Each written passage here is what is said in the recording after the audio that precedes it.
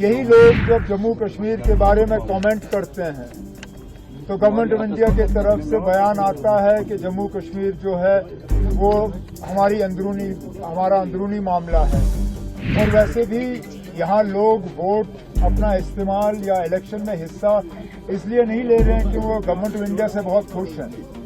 Government of India की तमाम कोशिशों के बावजूद लोग यहाँ इलेक्शन में हिस्सा ले रहे हैं। जम्मू कश्मीर में मतदान का दौर शुरू हो चुका है। दूसरे चरण की वोटिंग चल रही है। 28 सीटों पर मतदान डाले जा रहे हैं। जम्मू कश्मीर के चुनाव पर पूरे देश की नज़र टिकी हुई है। लेकिन दिलचस्प बात यह है कि जम्मू कश्मीर में 20 देशों के 16 डिप्लोमेट्स की उपस्थिति देखने को मिल रही है। असल में केंद्र सरकार के निमंत्रण के बाद ही ये डिप्लोमेट्स जम्मू कश्मीर आए हैं। मीडिया रिपोर्ट्स की माने तो America, European union, Russia, Australia से 16 विदेशी डिप्लोमेट जम्मू कश्मीर आए हैं। भारतीय विदेश मंत्रालय के 4 अधिकारी भी इस प्रतिनिधि मंडल के साथ रहने वाले हैं। ये प्रतिनिधि मंडल जम्मू की बजाय सिर्फ बडगाम और श्रीनगर के कुछ जिलों को कवर करने वाला है। इसके पीछे केंद्र सरकार ने तर्क दिया है कि इन विदेशी मेहमानों को यहाँ बुला दिखाया जा रहा है कि जम्मू कश्मीर में चुनाव शांतिपूर्ण तरीके से हो रहा है। अब सरकार की इसी नीयत पर विपक्ष ने सवाल उठा दिया है। कई दल और नेता सामने से आकर कह रहे हैं कि जब जम्मू कश्मीर भारत का एक आंतरिक मामला है तो विदेशी मेहमानों को यहाँ बुलाने का क्या मतलब है। ये तो भारत के ही कई साल पुराने स्टैंड के खिलाफ जाता है।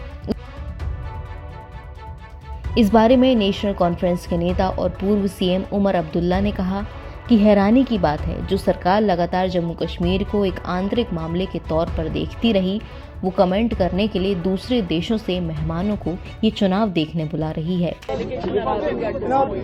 ये डेलीगेशन के हवाले से समझ में नहीं आता।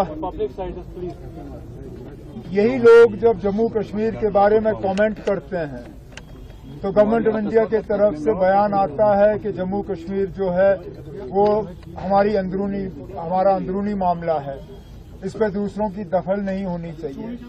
अगर दखल नहीं होनी चाहिए, अगर इनके कमेंट्स आपको नहीं चाहिए तो इनको यहाँ लाया क्यों जा रहा है। और वैसे भी यहाँ लोग वोट अपना इस्तेमाल या इलेक्शन में हिस्सा इसलिए नहीं ले रहे हैं कि वो गवर्नमेंट ऑफ इंडिया से बहुत खुश हैं। गवर्नमेंट ऑफ इंडिया की तमाम कोशिशों के बावजूद लोग यहाँ इलेक्शन में हिस्सा ले रहे हैं। नहीं तो यहाँ लोगों को तंग करने में, सताने में, परेशान करने में पिछले 6-7 साल से हुकूमत ने कोई कसर बाकी नहीं रखी है।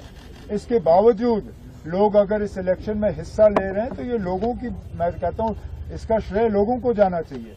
लेकिन गवर्नमेंट ऑफ इंडिया कोशिश कर रही है कि इसका सारा क्रेडिट गवर्नमेंट ऑफ इंडिया को मिले, जो कि यहाँ के लोगों के साथ धोखा है। और अगर बाहर के डिप्लोमेट्स को लाया जा सकता है तो मुझे ये बताएं ना, बाहर के जर्नलिस्ट को इजाजत क्यों नहीं दी जा रही है। बाहर के किसी भी जर्नलिस्ट को जिन्होंने अप्लाई किया था इस इलेक्शन को कवर करने के लिए, उन्हें इजाजत नहीं मिली। लेकिन एक गाइडेड टूर टूरिस्ट की तरह इन डिप्लोमेट्स को लाके यहाँ इलेक्शन दिखाए जा रहे हैं, ये अच्छी बात नहीं है। सर थोड़ा ट्रेंड। विपक्ष ने सरकार की नीयत पर सवाल उठा दिया है। कई दल और नेता सामने से आकर कह रहे हैं कि जब जम्मू कश्मीर भारत का एक आंतरिक मामला है तो विदेशी मेहमानों को यहाँ बुलाने का क्या मतलब है। ये तो भारत के ही कई साल पुराने स्टैंड के खिलाफ होता दिख रहा है। इस बारे में उमर अब्दुल्ला ने केंद्र सरकार पर तीखी टिप्पणी की। NBT ऑनलाइन की रिपोर्ट।